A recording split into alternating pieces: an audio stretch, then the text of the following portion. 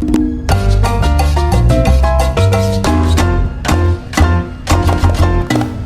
po sa inyong lahat. Ang init. So, ngayon, ang inyong kinakatuwang si Kitty Chang ay makakausap natin.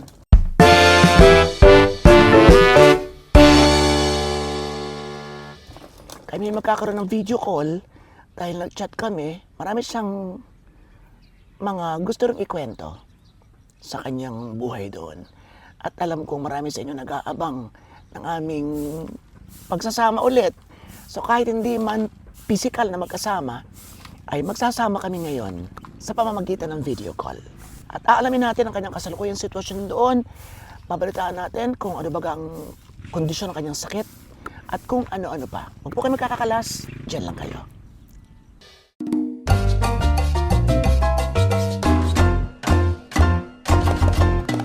Bago nga pala kami mag-usap ni Kitty Chang, si Chito ay papupunta natin dito maya-maya. May inaayos lang. Kasi, hindi ako makapasok sa aking phone. I mean, nakakapag-video call ako, right? Using Messenger. Kaya lang, hindi siya ma-record, hindi ma-record yung boses. So, tinignan ko na yung mga settings, okay naman, hindi ko alam kung anong problema. So, comprehensive research ang gagawin natin mamaya para malaman natin kung ano ba ang problema sa akin. Kasi nakakapag-screen recording naman ako, na-screen recording ko ang mga videos. Pati yung panonood ko, for example, ng aking mga videos, pwede kong i-screen record. Pero itong kompleto, may sound, may tunog, may boses. Itong akin, ilang beses ko na tinesting, kanina tinesting namin ni Jenny, ay talagang talagang wala pa rin. So may sound na konti sa dulo, and then mawawala na, and then konti ulit sa dulo, and then wala na ulit.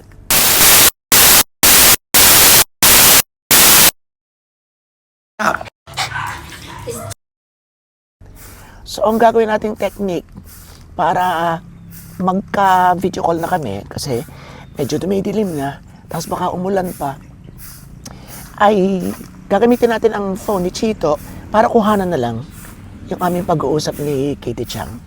Okay? So alam kong excited na kayo kung anong mga bali-balita ang pwede nating masagap. At the same time, ang aking kapatid, yun nga palang gusto kong sabihin kanina na bago natin kausapin si Kitty, ay gusto ko muna ibalita sa inyo na darating aking kapatid na si Imelda, magbabakasyon. Hindi lang siya para magbakasyon dito, kundi para i-celebrate ang kanyang birthday. So siya po ay senior high na. Yun. Kaya meron siyang konting celebration sa Batangas. Tatlong pamilya na ang kapatid ko doon na may asawa. Tatlong pamilya doon, and then tatlo rin kami dito. So, pagkatapos ng Batangas, pupunta na siya rito. And then, makakasama natin siya sa ating mga TikTokan, syempre. So, yun.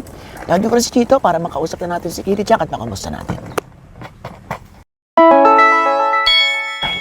So, tawagan na natin si Kitty. Ang sama ng diba? Ang sama ng quality kapag walang liwanag. Namumula-mula tayo na parang toasted chenes. Dali ha, tawagan ko. Pagkano to? Yes. Hello, Matt. Wow. Wait lang. Andale, sige, gandahan mo pa. Ay, nawala ka. Nawala ang video mo? Nawala video mo. Ikaw nawala, hindi ako. Ay. Hayop naman yan. Man na kasi ito eh. Lumalambot na Huwag siya. nyo kasi dito. Wala yung video Sa mo, iyong Mare. Sandali. Naayos namin. So, adjust nyo po ito sa taas yan. Ayan, okay na yan. Kahit, what? Madilim. Kailangan ko, Mare. Nakakaya naman ito. Dito tayo.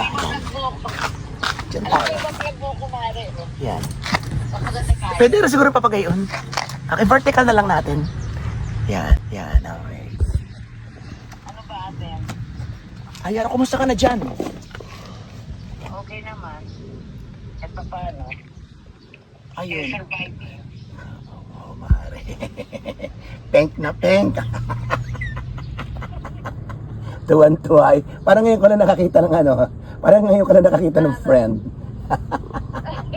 Hindi naman. May friend ako dito, oh. Ah, wow. Friend, oh. Ay, nasaan ka ba? Nasaan ka? Nasa bahay ako ng future wife mo. Mabubuking tayo, ako in love eh. Ano ganyan? Huwag mo na sabihin, ayop na to. Joke lang ho yan. Makakarata nila na lalaki na tayo eh. Mare, pero good na good yan po. Thank you so much. Parang goldfish. Parang goldfish, Mare. Kamusta na ba, Mare? Ito, machong-macho, Mare. Pagong macho-macho, tumaba ka? Hindi naman. Mare. Hindi naman. Okay, Mare, bago ang lahat. Napapasok ko mga 2 weeks or 3 weeks ago ba kayo? Na para meron kang bagong balita sa yung mga may tumataas na parang sugar pa kayo tumaas or what? Oo, may nagka-diabetic ako ngayon. Ay, so may diabetes pa ang pauta. Yung unang ano sa akin, unang Kinarito ka. check-up sa akin, nasa 263. Ha? 200? 263. 263? Yung ano ng sugar ko. Mataas yun. Kasi kay Joseph, nagti 300 something yun eh. Oo, hindi nasa ano ko, nasa type 2 ako. Type 2 of diabetic ako. So anong, ibig sabihin, doon lang nalaman yan nung dito lang. Dati wala. Ay, nawala siya. Wala. Ah, Nasaan ka ba? Wala yung mukha mo. nandito. Eh, nilalapit ko kasi baka hindi makuha ikaw eh. Ayan, kita naman siya, no? Tapos ngayon, yung pangalawang check-up ko, na siya nagbali 190. Mm. Pero mataas pa rin. So, nag-ano ko ngayon. May hindi naman actually hindi naman talagang, ano, yung pang sa diabetes, ano ba yun? Metformin. Mm. Yung gamot na hindi pa naman. Binigyan ako ng gamot na pampababa muna. Light ano lang. Kaya nga nag-walking ako minsan, nag-ano. Kaya hindi pa rin yun. Kaya meron ako ngayon naka-under na ako. Lagi ako nag-ano ng, ito yung tinutusok sa blood type. Meron akong aparato. Kaya every week ako nag-ano. Ay, nadagdagan pang iyong dinaramdam, ano? Ano nga yung una? Yes. Nadagdagan pa. Ang dami. Pero yung anemia ko, Mari, okay na. Anemia free na ako. Plus yung ano ko, yung dito ko na lang ang problema ko. Pero wala namang outside, wala namang ano. Pero ongoing pa rin yung check ko every 3 months. Plus yung thyroid ko, okay na. Yun nga lang, yung gamot. Yung gamot na, ano na yun, pang buhay na nga. Ay, yung dito mo, yung sa leg mo. Yun nga. Ito Thyroid ka. okay na. Kaya lang, Pala. pero yung gamot nga, yung sa hormone balance ko, pang ano na yan, pang habang buhay ko nang inumin yun. Ang ano ko ngayon ang inano ko yung diabetic ko. Anong gamot? Maraming gamot yan? Hindi naman, sa ngayon, isa lang binigay sa akin. Yung pampababa lang ng sugar. Ay, pero tayo makakapagmukbangan, ang daming bawal dyan. Ay, ang hilig pa, naku, ang hilig ito sa donut. Oo. Pare, Oh, alam mo naman ako, walang bawal sa akin. kaya nga, pauta ka. So, sigarilyo, doble-doble pa. At sigarilyo, hindi na. Hindi masyado? Ano na, wala na. Medyo inaano ko na nilolo, ano ko na yung sigarilyo. Minsan, wala, minsan meron, gano'n. Tama. Ay, inom alak? Wala ba? Wala na, no? Wala na. Wala na, no? So, anong drama ng kembot mo dyan? Lalaki niyo may tatanong? Wow, mukhang may bagong lalaki. Wala maaaring. Sayang. Akala ko may paghahatian na nakihati. Akala ko may paghahatian na tayo eh. Wala maaaring. Wala pag-ati. At hindi ko hati sa iyo. Kung meron man, punyeta ka. Ayop na to. So, ano mga tuloy ang trabaho mo? Oo, tuloy. May dalawa na akong trabaho ngayon. Si Rachel, supposed to be uuwi in October, hindi matutuloy. Bakit nga ba hindi matutuloy? Ewan ko, sinabihan kasi ako nila dito kami. Di ba pag-umpisa yung gera? Yung gera from America to Iraq. Ang mukha mo kakalahati. Ayan. Ayan, okay. Di ba, abot yung gera nga, parang natakot sila tita na baka magkaroon ng ano sa, pag natuloy kami, yung mga supply, gano'n. Kaya in-insist muna nila na inisis mo na ni tita na wag na muna kami tumuloy ngayong year na to. Next year na lang. Okay. Okay, isa pa po. Okay. Tapos nakiusap din yung mga bata na mama, hindi pa sila nakakapag-ipon. Sabi din nga na next year na lang. Sabi ko, sige, tama-tama ka ako. Okay, so ang isa pa pong balita, ang kanya pong kapatid ay namayapa. So yun ang isang bagay na medyo masakit sa mga kaibigan natin, siguro sa lahat, na mga kaibigan natin o kapamilyang OFW na hindi makauwi para dumamay sa kapamilya nung namayapa at personal na madalaw or yun, di ba, asikasuhin. Whatever. Gusto ko mo, nun, kaya lang siyempre, kaysa gamitin ko sa ticket, ipadala na lang, di ba? Tama yan. Okay. Oo. Okay, yun. Practical lang ba? Okay, so I hope to see you there, Mare. Oo, okay lang ba, Mare? Alam mo, antay mo lang ako yumaman ako, sasagot ng ticket mo. Taray! Ang taray nito. Ay, di dyan tayo, Mare, dyan tayo Mare, pag-ipunan ko yung buhatin araw-araw. So kami ho ay abangan nyo pagpunta ko ng Japan, malay nyo makapunta tayo ng October or something at meron kaming pasabog. Oh, may pasabog. May pasabog. May pasabog. Ilalabas ko na ang laman ng aking puso. Oo, isusugod bahay pa natin. Okay, so pansamantala, Mare, ay maraming salamat at mabuti okay naman. Okay ka. Oo. Ayun. Ikaw ba dyan? Ano na bang buhay natin dyan, Mare? Sa hirap ng buhay dito. Ako ng OFW, mahirap ho. Kahit pa may trabaho ka man na regular o wala, ay talagang mahirap. Tapos ang gulo pa.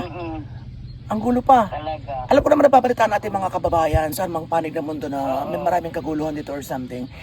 Politika, ganyan. So, yun, mag-pray tayo na sana magkaroon ng pagkakaisa, magkaroon ng pag-unlad at itsuperang politika at ekonomiya unahin.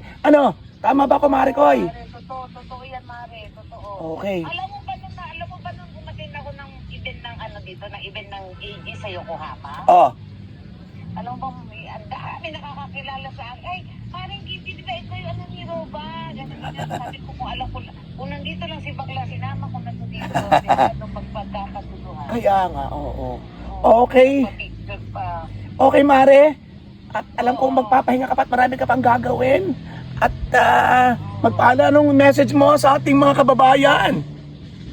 Shout out sa inyong lahat dyan. Ingat po kayo lagi and don't forget to support my Kumari Lulu always. Subscribe and always like this vlog. Ang pasalubong kay Chito pag uuwi, ayan hirap na hirap.